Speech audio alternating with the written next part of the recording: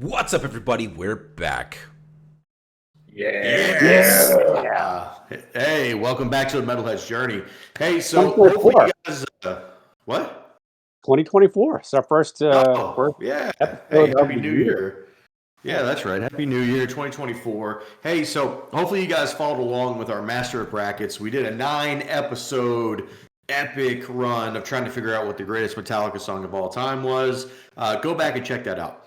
But we did the brackets to kind of break up the monotony there after we did the top 50 metal albums list. We're back on some album reviews here. We're going to do something a little bit different. Jason over here. No, bottom left. Yeah, wherever he's at. Jason, as you guys probably have noticed throughout this journey, doesn't like metal. It's weird. I know. I get it. So we thought, you know what, man? Let's throw Jason a frickin' bone here. That's a joke. And let's do the. Is it? Well, anyway, keep going. I don't want to derail you. Yeah. So we thought, hey, let's throw Jason a frickin' bone here, and let's do the top 20 rock albums of all time. And quite frankly, there's a lot of albums on here that I haven't heard before, and I think there's probably going to be a lot on here that we all haven't heard before. So we're starting out with one that I'm excited about, man. This is a band that, growing up here in Houston, I've heard a lot about, going back to the old Rock 101 days. Yep. And 93.7 classic rock, right, is Rush. So we're doing moving pictures from Rush this week. So hopefully you guys have checked out some of our other album reviews. So, we'll do a little bit of history of the band here, and then we'll get into a couple of categories. So, hey, while you guys are here, go ahead and hit that like, hit the subscribe. Let us know what you think about this album down in the comments. And give us what your album score would be. 1 through 10, what would you score this album for you? Hey, let's get into the history of the band here real quick, and then we'll talk about the album. So, like we said, this is the number 20 rock album of all time. This is Rush, Moving Pictures. Rush, formed in 1968, is a Canadian prog rock band. Rush was originally formed by guitarist Alex Lifeson and other members. Bassist Geddy Lee joined soon after the band formed, and drummer Neil Peart joined the band in 1974, just 4 months after the release of the band's self-titled first album. This lineup remained intact for the remainder of the band's career. So it was Geddy Lee on bass, it was Alex Lifeson on guitar, and Neil Peart on drums, pretty much every day after 1974. Rush were known for their musicianship, complex compositions, and eclectic lyrical motifs, drawing heavily on science fiction, fantasy, and philosophy. Rush has released 19 studio albums, sold over 42 million records worldwide, and were nominated for 7 Grammys. They were inducted into the Canadian Music Hall of Fame in 1994 and the Rock and Roll Hall of Fame in 2013. Moving Pictures, released in 1981, is the band's 8th studio album. The album peaked at number 3 on the Billboard charts, number 1 in Canada, but number 3 in the U.S. This is still the band's highest-selling album in the U.S. at over 5 million copies. This album continued their focus on a more radio-friendly sound, featuring tighter and shorter song structures, except for one, compared with their earlier albums. This album features 3 singles: Limelight, Vital Signs, and Tom Sawyer. All right. So, hey, Jonah, for those that may have skipped the entire Master of Brackets show here, we got our friend Jonah. He's going to be joining the show now regularly for our album reviews and pretty much everything else. So, Jonah, since you're newish here, why don't you go first, man? Just give us your general thoughts on the record. What'd you think? What'd you feel? What was your experience with Rush before this? So I'm moderately familiar with Rush. It's something my dad listened to a lot when I was growing up, and obviously their big hits, one of them being on this album, I'm pretty familiar with as well. Obviously, being a bass player myself, I'm familiar with Geddy Lee and his skills as a lead singer and bassist, which is a pretty rare combo. Overall impression of the album, I think it's a great album. Obviously, it's got some super heavy hitters on here. I ranked it pretty high myself, and I just think, this is a pretty prime example of a combination of their ability to write really good songs, but also make something that is can be popular and it's really easy to listen to for maybe a wider audience. But overall impression, very positive on this album. Yeah. I like I mentioned earlier, like growing up here in Houston with Rock 101 and 93.7, you get a lot of just like the hits, right? You got a lot of Limelight, a lot of Tom Sawyer, Working Man, Fly By Night, I think, right? Yes, that might not be the actual title. But I know exactly what you're talking about. I think that's the title of the song, though. So, like, a lot of those hits, but I never really ever listened to like a whole Rush album until this one, right? Dude, I'm fucking blown away by how much I enjoyed this record. And I think it's like musically, it really sounds like super fresh. Like, I feel like if this came out today, I think it would be as equally as popular. Just because, I mean, musically, each one of these guys, like, they showcase themselves so well in here, but none of it feels forced. It's not like it's wrestling. It's like, let me get my shit in, bro. Right? Like, everybody, like, all the songs feel like very well written, but like the way the compositions are, the way it sounds, is it still feels like super fresh. Like, I know this record is new to me, but it felt like this could be like a new record today.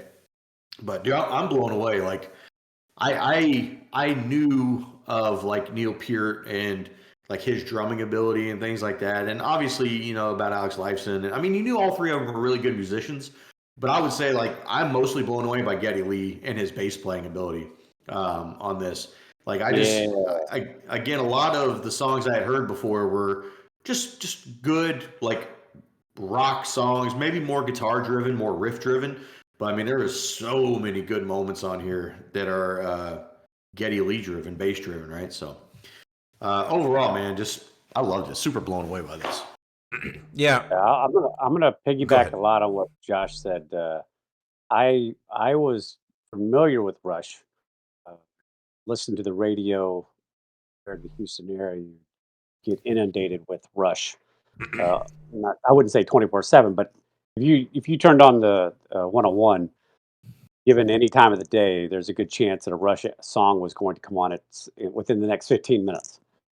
So I was very familiar with the band, but I had never taken the time to actually listen to any of the albums, start to finish. They were kind of before my time, and then I just got into other stuff. I thought this was a really, really good album. The hits on here are iconic album songs. Very heavy radio play, but that's because they're very good. I mean, I don't know what else to say. That if they didn't have any endearing qualities, they wouldn't be put on the radio to begin with. So I was it was an easy listen, start to finish. I didn't have any skippers. Every song has some good moments. Every one of the musicians is fantastic. This was a good trip. So listen, we're gonna have a section later on for nitpicks, but I gotta know right now, for those that maybe have followed along, Jason is like hates every metal vocalist there ever was, right? And I'm just really curious, like, give me your outlook on Geddy Lee's vocals. It's a two-sided coin. One, I don't like them. Yeah, one of them. Well, one side, I really don't like it. If there's going to be a detraction from this album, it's going to be the vocals. Now, again, I need everybody to understand.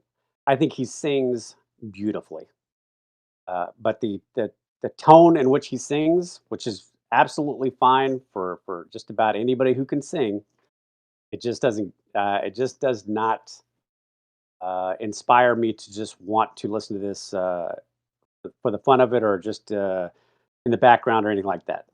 Having said that, I will fully admit there is no other singer or singing style you could fit into this album to play these songs in which it would sound just as good. So would you rather have King Diamond or Geddy Lee? Geddy Lee, like 100%. Wow. Okay. All right. I don't know if I would go that far, but okay. All right. I'll finish us off here. I will say this. One of the things that after like my second or third playthrough of this record, the first thought that I had was disappointment, and that was in myself. I'm a big Dream Theater fan. Josh historically has made fun of me throughout the years for being a Dream Theater fan. That's a different story for a different video, but Josh has come around on Dream Theater. That's the short version. But Got a couple I right there. I knew that Rush was one of at least a few of the members, if not all the members of Dream Theater's, an influence of theirs. Not their only, but one of their influences. So I've always known that, and I've always been aware of Limelight and Tom Sawyer, similar to what Josh had said. I knew that Rush were a thing, but I just never spent the time on them, and it became immediately apparent after like the second, maybe even after the first, but just be conservative and say after the second playthrough that not only was this a record that I enjoyed, but this was a record that I'm going to enjoy for the rest of my life, if that's a spoiler on my score. Uh, I agree with Jason that there is absolutely no skippers on this record, not even a little bit. This is the easiest 40 minutes that I could spend. And every song adds its own unique fingerprint to this record. There's not a single song that I feel like overstays its welcome. Even the 11-minute song, "The Camera Eye," doesn't feel 11 minutes for me, at least. Yeah, man, I am super disappointed in myself that I haven't dived into Rush much sooner, like way sooner, because I know I would have liked this like back in high school. Like I'd have been so into this. So Dave, you're and Jonah. I don't know if I know this about you or not, but Dave, I know you're a tracklist guy, right? So like you're turning on an album and you're listening to it from start to finish. You're not jumping around. Jonah, are you like that? I definitely would prefer to listen to it in the order that they appear on the album. Yes. So just talk a little bit about the track listing. Did you feel like it was in the right order? Would you readjust it?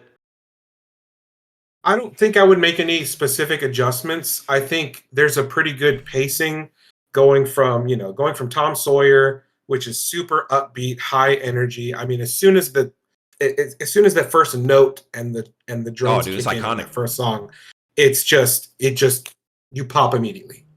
And then going to Red Barchetta after that, which is a little bit more mellow, still a great song, and then boom, right back into YYZ. So it's kind of a little bit of a roller coaster ride there at the beginning. Limelight is a great track, super. It's a little bit more poppy, but very, very, very good song. And then Camera Eye being kind of a set piece almost, with being 11 minutes, and then it winds down again with Witch Hunt and Vital Signs being shorter and a little bit more mellow as well. So I don't think I would change a thing. Yeah. See, I think the Camera Eye is the glaring thing for me, set or like track list wise. Like, and I don't know if this is just like the Metallica guy in me, where it's like the long song goes at the end, bro. But like that's kind of where I feel like it would have done better work, because I feel like it takes this album that like, and I guess I don't want to get into like nitpicks here necessarily, but this is my only nitpick of the album, which is the song is a little too long. Now it's like, look, I'm not saying it shouldn't be a long song, but do we need the 2-minute intro that does nothing for the rest of the song? Do we need it? I don't know. Yeah. Could the song have been like 8 and some change and still done what it does? I think so. But I think that would be like, I think for me, it's like you have this great start to the album. These first 4 songs are all fucking bangers. And then you got the Camera Eye, which is a really, really good song. But I just feel like it just derails the record, because then you go back to these other 2 short songs. Like, give me all the short songs and then give me the long one at the end. Let me eat my vegetables at the end of the album. I don't know. Yeah. One thing I will just add here, because I don't know if there's an organic spot elsewhere in this review. This is an album that is a perfect example of less is more. We talk all the time, or we have historically talked about how like 8 songs is the magic number, and like this is 7, but like that 8, that somewhere between 7 and 9 or 10 songs, right around there, 40-ish minutes, 40 to 45 minutes. That's like the perfect time for an album. And I've like, and I've looked at other track listings from Rush and their time frames, and they're all about this, or a lot of them around in this era from their 70s and some 80s. records are like 6 songs, Yeah. 7, 8, yeah. It's yeah. I wish more bands, especially modern bands, would take a cue from this. I don't know what it is about modern music. I sound like boomer incoming, but like they have to cram these records. Hey, boomer. Yeah, they have to cram these records of like 14 songs or 16 songs or 15 songs, and it's like 60 plus minutes. It's like you don't. I mean, like they're not all winners. That's how you get skippers. Like 7, 8, 9 songs is all you need. Anyway, that's all. Yeah. Soapbox done. Jason, what's your top tracks here? Top tracks in order. Number 3 is Red Bruschetta. Number 2, Limelight. Okay. And number 1, I mean, it's an iconic song, Tom Sawyer. Yeah, I mean, Nice. you can't necessarily argue with that. I mean, Yeah, Jason, did you have I think you said this earlier, no skippers, but did you have any skippers? I don't have skippers, but for me, the YYZ Wild Good is not exactly my instrumental, and Camera Eye is just a little too long. Fair enough. Jonah, what you got? Top 3. yeah, top three. Top 3. Okay. In order. In order. So it would be number 3 would be Red Barchetta. Number 2 would be YYZ, and number 1 is Tom Sawyer. I completely disagree. I think YYZ is a masterpiece. I'll say this: when I It's an instrumental, Jonah. yeah, you're very instrumental. Exactly. Okay, so like YYZ, when I listen to it, I think of 1970s like sci-fi, like sci-fi What thriller is it Flash Gordon? soundtrack. Yeah, it's just like it's very frantic style, but it reminds me of like a 1970s like sci-fi thriller. I'm gonna go out on a limb and say that the members of the band would probably appreciate that comparison. Yeah. Because this album came out in '81, and all those guys would have grown up with those things. So, And I mean, Rush is they're kind of known for being kind of a nerdy band anyway. yeah, I mean, they literally have a song called Rivendell. They've written a song about Lord of the Rings, yeah. and I think they have a song about some other Lord of the Rings stuff too. But anyway, so yeah, that's a fair comparison, but that's a plus in my book for Yeah. sure. I'm gonna have an honorable mention. I'll go next. I'm gonna have an honorable mention because Josh and I tend to break the rules on these things, and I'm gonna say it just didn't make it in my top 3, but I wanted to point it out. Is Vital Signs? I think that song is super good. I did not appreciate that song as much on the very first listen, but every listen subsequently, I thoroughly enjoyed that song. I just really enjoy the lyrics of that song. It's kind of this like, for fear of sounding stupid, it's almost kind of like this like island groove type of thing going on with the song, and I just really enjoyed it. I think it's really, really good song. My top 3 are not going to be big surprises here. I'm going to say Tom Sawyer is my number 3, shockingly, but it's an excellent song. Number 2, YYZ, because it is like it's so good, and barely edging that out, I think, is Limelight. I know Limelight is like probably the most poppy-ish song from the record, but dude, I just love that song. I think it's like it comes on, dude. I want to belt it terribly, but I want to belt it. I think it's an excellent song. So Yeah.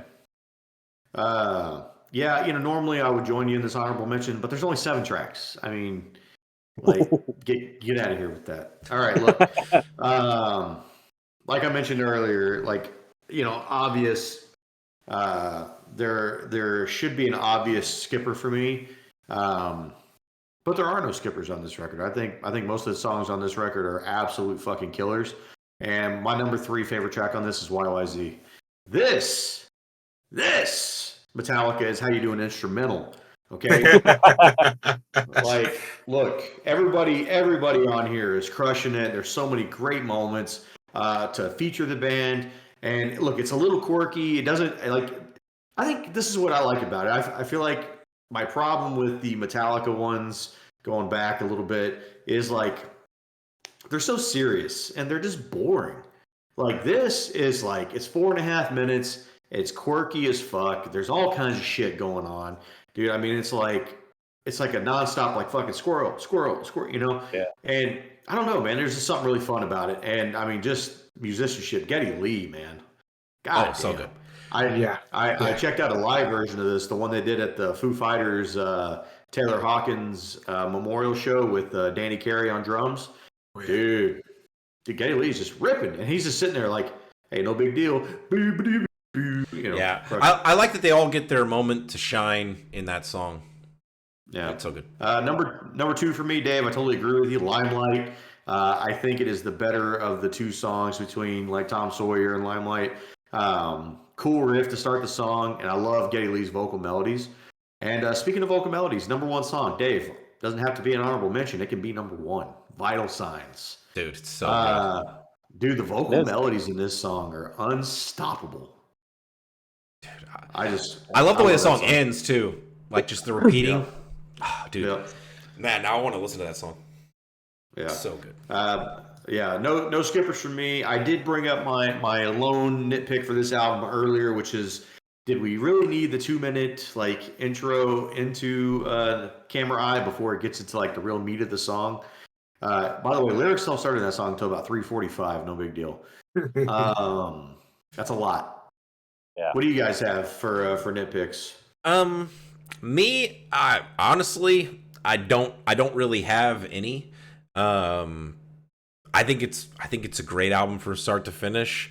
There's really nothing on it for me that I would change. Production, I mean, I'm sure we're listening to some multi-time remastered version. But it sounds excellent. For something that came out in 1981, all the instruments are clean. You can hear everything perfectly fine. Yeah, I have no negatives to speak of. I don't really have any negatives per se, but I'm a little bit contrary to what you guys are saying. I think the last 2 tracks are probably the weakest tracks for me. Not that they're bad, obviously, but it worked kind of with the way I was saying earlier. The way there's kind of a roller coaster. It's a good wind down at the end of the album. But the last 2 tracks were a little bit weaker in my opinion compared to the rest, because what I like about this album really is the first 4 songs and most of Camera Eye, whereas the last 2 songs are kind of a pretty big deviation from that. For me, for my money, those are it's a very minor nitpick. They're weaker songs for me. I think that's fair. I would agree that the album is probably front loaded. Yeah. I already stated my nitpicking, and that was just based on the It's personal taste of the vocals. Yeah, just personal taste on the vocals. And again, but I will say this: like, you could not get any other singer and put them in to play these songs, have them belt it out as the best they could. It wouldn't sound better than this. No, it would sound weird. It would. Yeah. All right. Well, hey, we're gonna get into the last category here on the show. This is where we give our rating for the record, and just in case you haven't been following along, the way we do our rating system is a little bit different. For us, our average score is a 50. Okay, or a 5, however you want to call it. So a lot of other folks out there, their average score would be a 7. For us, it kind of starts at a 5. So anything like a 5 or below, that's various levels of we absolutely would not recommend that record for you to listen to it. Anything 5 and above is your various levels of we would recommend it. And if we get something in between that 9 and a 10 range, that's all-time classic range. So legendary status. Yeah. Dave, I'll go first, man. Yeah, I'm glad because I feel like I'm going to have the highest score. All right. More than likely. Josh, it's funny that you bring up Legendary. Because I think this hits for me. Wow. As I not so subtly teased in the beginning, this is a record that I think I'm going to listen to forever. And I will very soon be deep diving into Rush's catalog. So if you have any other recommendations on albums, feel free to throw it in the comments below. But I'll just go ahead and throw out my rating. I am out here with a 9.1. I think this is a legendary album, deserving of its legendary status. What you, Dave? That's a good score. Jason, what you got? All right, I'm going to probably bookend with the lowest score of the group. And I want to preface this by saying this was actually quite difficult to score the way that I score stuff. Because on one hand, I have to acknowledge like how great the songs are. But on the other hand, I have to acknowledge the fact that I'm just not going to listen to this beyond this time through. I will gladly listen to it if it's on the radio. I know half the words from every song on here because it's Rush, and I know these songs they're fantastic. But I'm just not a big fan of the vocal style. So for that reason, that's the only reason why my score ended up being the way it is. Like I feel like my scores should have been better, but I can't just score them better if I'm not going to listen to them. That's fair. So I gave it a 7.2.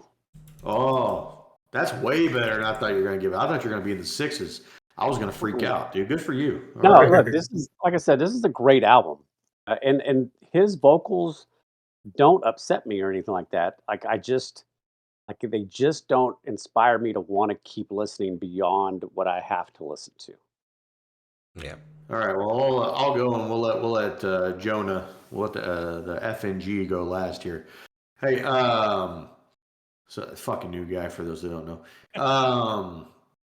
So I think Dave probably gave this just a little too much of a good score. I mean, just a smidge. Maybe it's one of those things that like over time it could grow into a 9 record for me.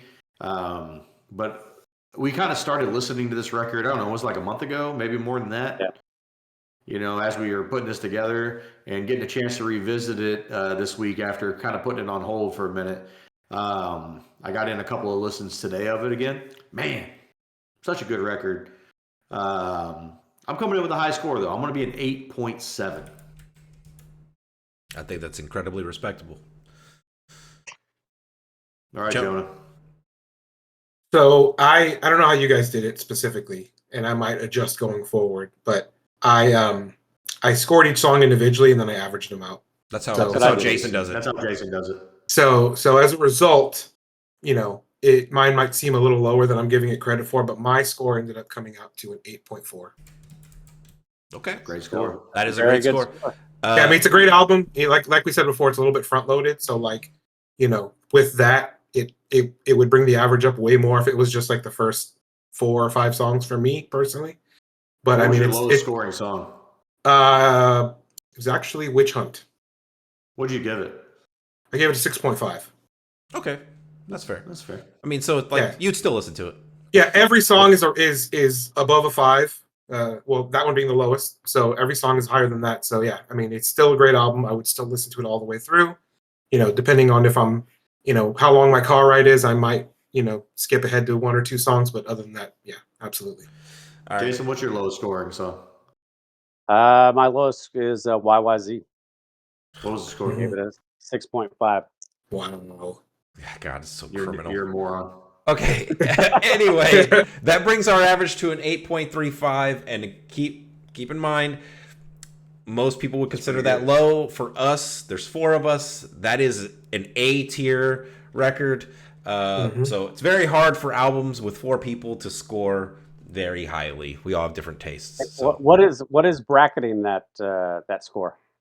People get an Do idea. you of have the what- medal list? I do have the top 50. So again, let me peruse this for just a second.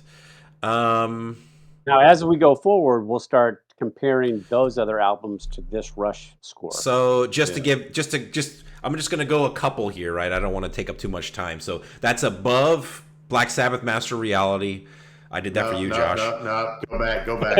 We gotta change it. I'm changing my score to a 2.7. Hold on, Josh. Hold on. That's above death human. That's above that's death what it is. symbolic. Okay, there you go. But it's just below Operation Mindcrime from Queensryche. So a little mix there that's of fair. different. Yeah, it's right in that.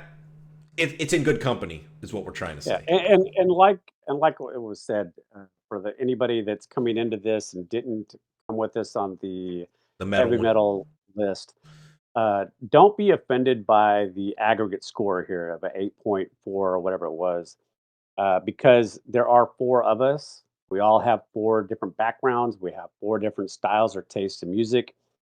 This is, like I said, this is an average of all 4 of us combined. Yeah, so just be mad at Jason. Yeah. That's what That's we're saying. exactly right. Flame him in the I had comments. Just I get had the lowest. just get mad at the whoever has the lowest score, because there's usually one. What's that thing teachers do sometimes where they The bell they- curve.